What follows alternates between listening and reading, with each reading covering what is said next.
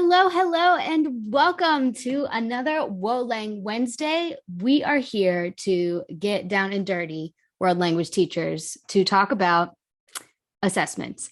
So, in today's almost the end of this series, I know it's so exciting.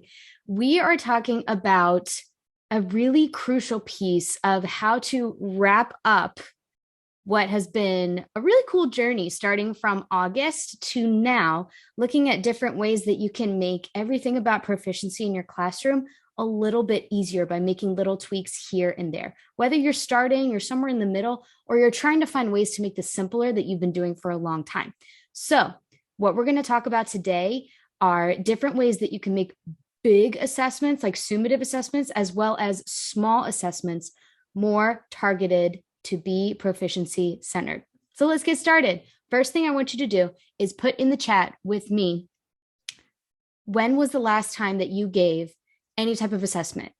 Anything, speaking quiz, anything casual, like a quick free write, or maybe you just gave something large.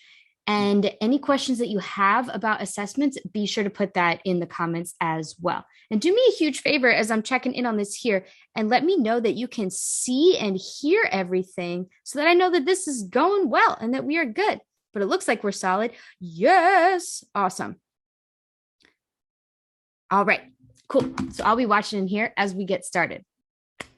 All right, y'all, are you ready? I'm going to put something in the comments for you to help you with today's class. We're going to be looking at a resource together. Okay, so I'm going to type it real quick in here so you can see it. Head to lalibrelanguagelelearning.com/check, and you're going to get this free download that's going to help us with today's class. Again, that's lalibrelanguagelelearning, typing as a talk.com/check to get this free download that's going to help us with this class. And let me know that everything works in there with that as well. What is this magical thing that you're going to get? Well, I'll show you. It's called the Proficiency Gut Check. And since y'all are my special favorites, this group is huge. I'm so excited to welcome all of these new faces in here. And I can't wait to learn something with you today. But this is a nice little freebie that I have for you. This Proficiency Gut Check that I am looking at, but you are not, because I haven't shared my screen yet. But let me do that. So what you're going to see here is something called the Proficiency Gut Check. And this is a quick and easy way to check if what you are working with in class is geared towards proficiency, because it is based off of, you know what, instead of telling you, I'll just show you. It's a quick checklist that you can use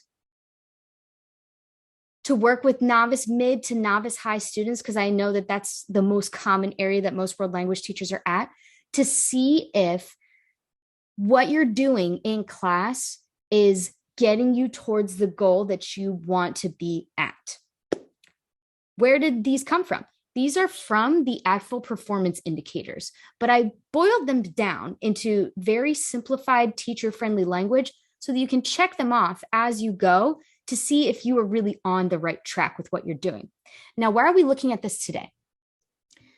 I thought we were talking about assessments. This is going to help you craft your assessments, because you should start with assessments before you look at lessons. Now, if you haven't done that practice before, it's cool. You know, when you know better, you do better.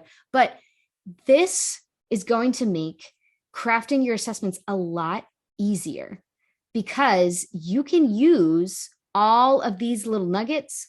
I don't know about you, but sometimes looking at all the performance indicators and the can-do statements and then crafting your own can-do statements, it can be difficult to boil all of that down into like, oh man, my rubric really, really needs a rework. I know it's not exactly proficiency centered. This is already done for you. You can copy and paste these into a rubric. Now, speaking of rubrics, here's why assessments are so important and why this checklist will help you with it. Assessments are probably the most important piece of your proficiency-oriented classroom, because they are the currency of your class. I will say it again for the people in the back. Assessments are the currency of your classroom. They give the highest grades in terms of percentage. Usually they happen very often. And most importantly, they're what students pay attention to the most. So even though you don't do them every day, like you do your daily lessons and activities, having proficiency-centered assessments will move the ball forward a lot faster on the field than focusing on anything else will in your classroom. If you are on that journey of trying to make a more proficiency-oriented classroom, honing in on making more proficiency-centered assessments is the first thing that you should do, because it will move the ball forward the fastest.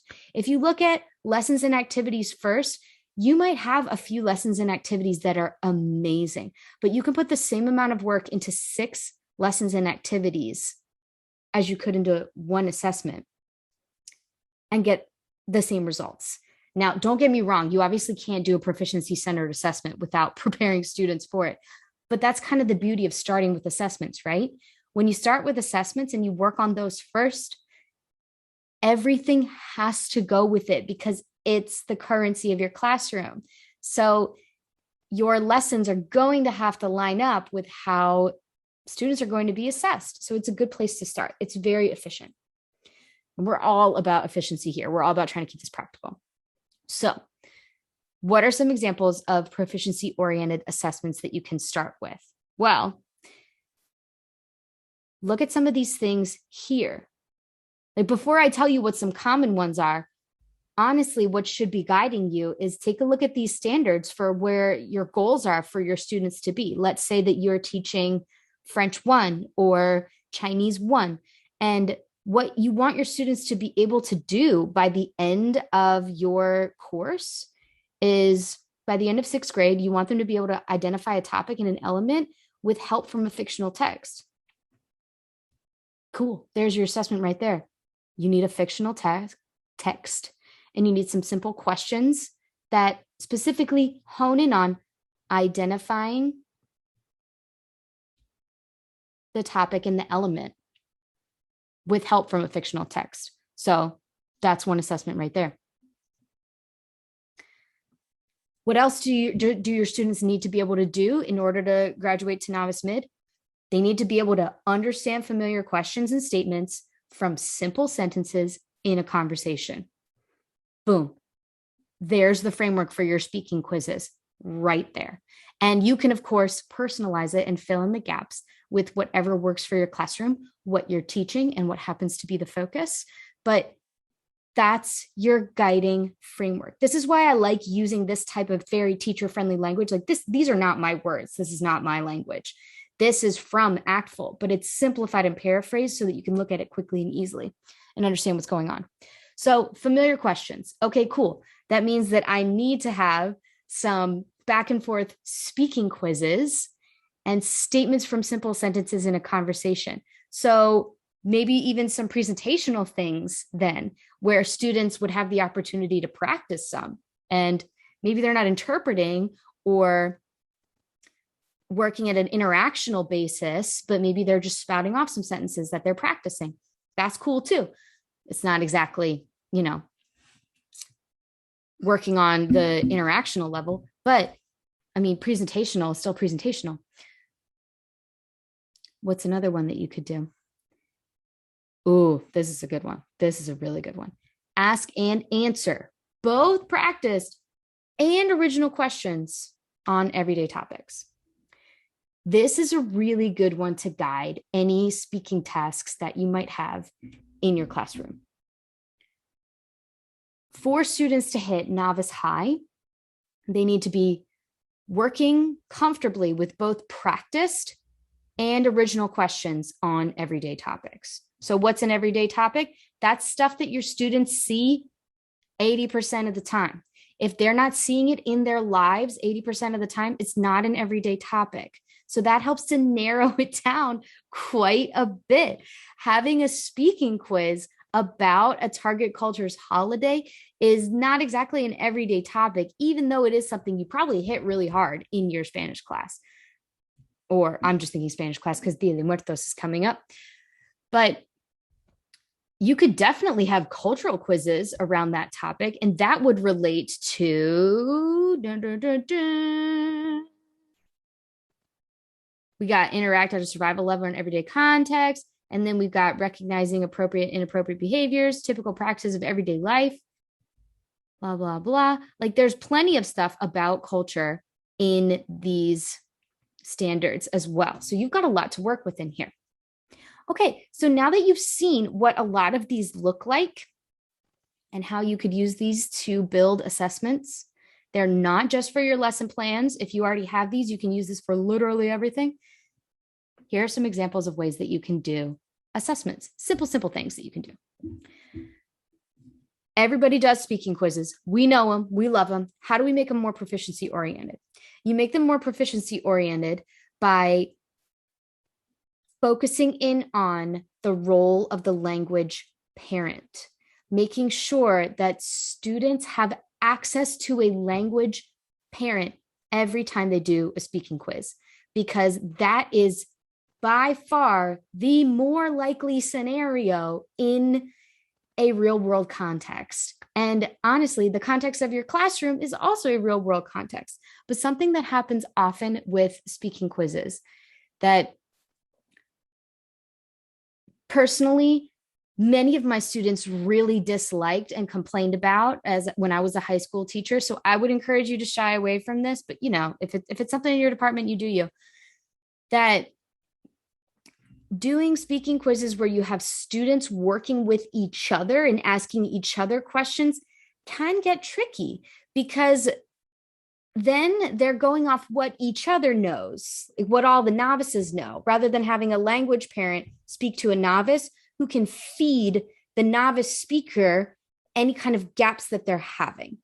That perspective also means that if your student doesn't understand the question the first time, it's completely okay to reword it or to give them some hints, but not to give them hints in English, more along the lines of a natural conversation. Like, oh, you didn't understand what I said the first time? I'm not just like, that's rude. I'm not just going to leave you hanging. I'm going to give you more and more words to help you get there. And whatever you need in order to answer the question might just lower your level a little bit, which might result in a different point structure depending on what level your class is. So let me give you an example. If the question is something like, what is your favorite color? And the student doesn't understand the question, they're like, you can say, okay, is your favorite color red or green or neither? And then they give you an answer. You can be like, oh, okay, so your favorite color is red. And then they're able to answer that. Then I used to have on a speaking quiz, what's the word I'm looking for? Rubric, things like a 4-point scale, 4, 3, 2, 1. I can answer a question on an everyday topic on my own fairly well, with assistance, with lots of assistance. That's how I would grade it. And then 0 was for, didn't try, all that good stuff.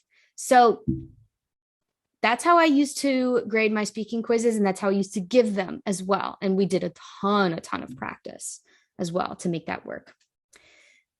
Another way that you could make, that's an example of just a small one. My other favorite proficiency-oriented assessment has to do with, maybe you use them, maybe you know, maybe you love them, is integrated performance assessments. Here, I'll stop sharing my screen because I believe that all of you are able to get this here. Again, go to what I just put in the comments there. It is lalibrelanguagelearning.com/check, and you'll be able to download this. It's very, very helpful. But I use these now to craft my assessments for my curriculum and when I work with other people's curriculums, and you can do it too. My other favorite type of assessment, because I do love the way that it assesses all 3 modes, interpersonal, presentational, and interpretive, is IPAs. I think they're really cool, the way that they work. I don't, however, an IPA is an integrated performance assessment. So what does that mean?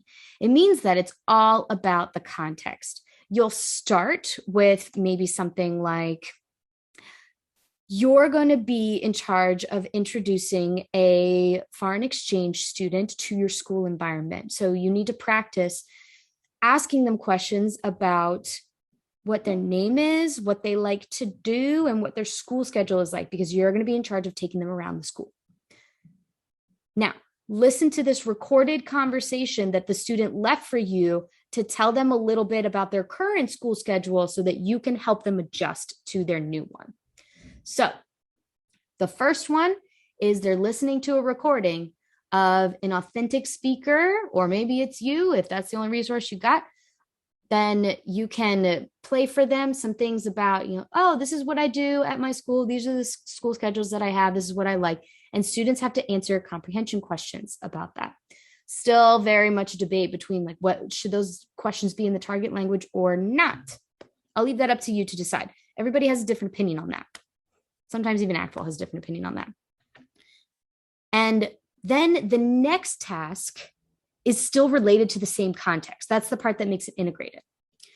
This is the part where the performance comes in. The next part might be, okay, now she's left you some questions. Can you respond to those questions in the target language? She's going to ask you things about the school. What's the school like? What's the school schedule like? Where do I need to be?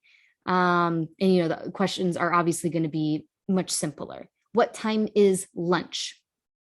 What is your favorite class? What class do we have together? And maybe even another example of an interpretive might be that you have a picture of her schedule from her original school, and they have to interpret it and figure out what time all of her classes are, things like that. So then you're moving into, and that's a little bit of the interpersonal if you're responding directly to maybe her recording. Interpersonal can also be if you are going to ask your students each some questions about, what do you and this new student have in common? What does she like? And, when you say like, what do they have in common in comparisons, you can still do this at a very basic level. It could be things along the lines of, like, these might be some sample teacher questions. What class does she have in the afternoon? What class do you have in the afternoon? What class does she like? What class do you like? What class do you both like? What class do you not like? What teacher does she have? When is class over for her? What's different about her school? What's the same about your school? So you're the one asking the very difficult questions to form, because in terms of second language acquisition and research and all that good stuff, forming questions is very difficult. It takes a long time, but answering questions isn't quite as difficult, because you don't have to make complete sentences in order to answer a question, right? So that interaction will definitely go better if you are the one asking the questions. Now, the last part, right? Now you're probably waiting, like, where's the presentational? The presentational is usually a writing section. And in the writing section, you might ask your students, you've seen the foreign exchange student schedule as well as your own, write about what you have in common with this student, or which school you would rather go to. And maybe if you feel they're ready for it, and why. Give some reasons why. What would you need for school at this new school? Something like that. Logistics. How does this work? So I've done IPAs like all the years that I was a teacher, because they were mandated in one district. They weren't. I did IPAs because I thought that they were the best way to go. Then they were mandated in another district, and then I carried them over because I liked them a lot, and I already had a bunch already in my knapsack, right? So for IPAs, logistically, they take a long time, like 4 days, for sure. 4 days. You want to set aside a whole week to get these bad boys done. And you can have all of the interpretive happen on one day, and then start the interpersonal. That's usually what takes the longest, is all the interpersonal stuff. And then do the presentational. Grading them takes even longer. But the best part about this is that it is truly proficiency oriented. You're working completely on skills. And depending on what's in your rubric, you're looking completely for ability to manipulate language in order to create meaning. through context, which is really cool. Now, some people get real sticklers in the IPA world about how much context is context. Does it need to be completely real world? Can it be a totally fake scenario? All that stuff. I don't know if I will get lost in the weeds about those things. That really does depend on personal preference and how you interpret what the recommendations are. Currently, IPAs are very favorable with ACTFL, but it's also not the only way to go. There are lots of other assessments that you can do. That's just my favorite summative one. That's my favorite summative one. And if you have ever attended Practical and Comprehensible, you have access to my curriculum workshop. You can also purchase the curriculum workshop separately. And in there, you will learn how to create an IPA, see an example of one, and how to flesh one out on your own, because that's an important part of curriculum. So don't forget about that essential piece of training. I know many of you are all access pass holders and all that good stuff. So if you have that, go look through it, and so that you can watch all the goodies on IPAs, because it'll really help you out. Now, you might not be ready to make an IPA. There's plenty that you can get online. I've seen good ones online. I have. There's some on TPT and other places as well. But making your own can usually be the best way to go, because everybody's curriculums really are very individual.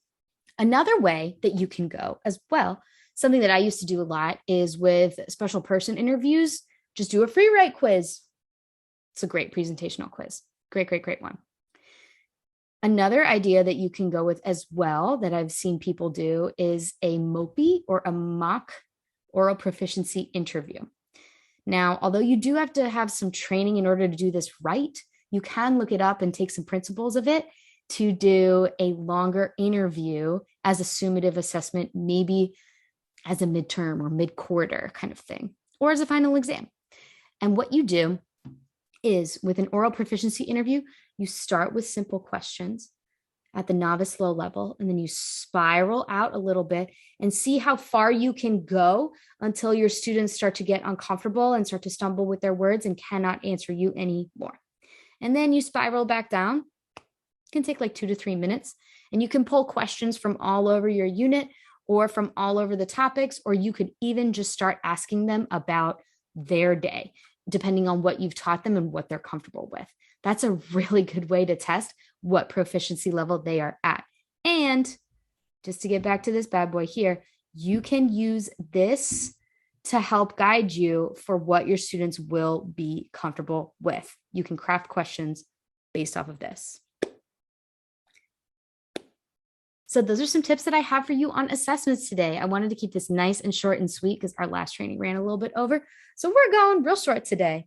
Y'all, I hope that you learned something new and that you have with you something that you can try in terms of assessments. And maybe you have a little bit of guidance that you can roll with to make assessments a little bit easier in your classroom and more proficiency oriented. Now, before we go, I forgot to make sure that I set our intention before we started, but this is a ritual that I always like to do. So we're going to do it right before we close out. Today, was there one thing that you think that you could take from this class that you could try this week? What can you use today that will help to make your teaching 2% better? This is my absolute favorite mantra. If you are new around these parts, this might be the first time hearing it. If you've been to every class, then you've probably heard it a million times. But what does 2% better mean? 2% better means that you are striving to be just a little bit better each week. Instead of focusing on making huge shifts overnight or in a 2-week span or this quarter or next quarter, it prevents you from doing two kind of dangerous things. One, going all in and being obsessive, and burning yourself out. Or two, just saying forever like, oh, I'll try tomorrow. I'll do that tomorrow. I'll do that when things are easier. I get it. But being 2% better means that you don't expect yourself to be perfect. You expect yourself to just be like, I'm just gonna push myself just a little bit. I'm just gonna see where the edge is. And 2% adds up so fast. And consistency and building habits matter so much more than making huge strides anyways, because huge strides aren't sustainable. especially not in teaching, but more importantly, in life. So I can't wait to hear what you try with assessments this week, what it looks like. And thank you so much for joining me for this class. If you didn't get a chance to download it yet, make sure you go to lalibrelanguagelearning.com/check to get that gut check so that you can take a look at your lessons, your assessments, everything. And we're going to wrap up this series with our last class next week. And then after that, I have a new series for you. So stay tuned for that. But until then, have a fabulous week. And thank you again for joining me. Adios.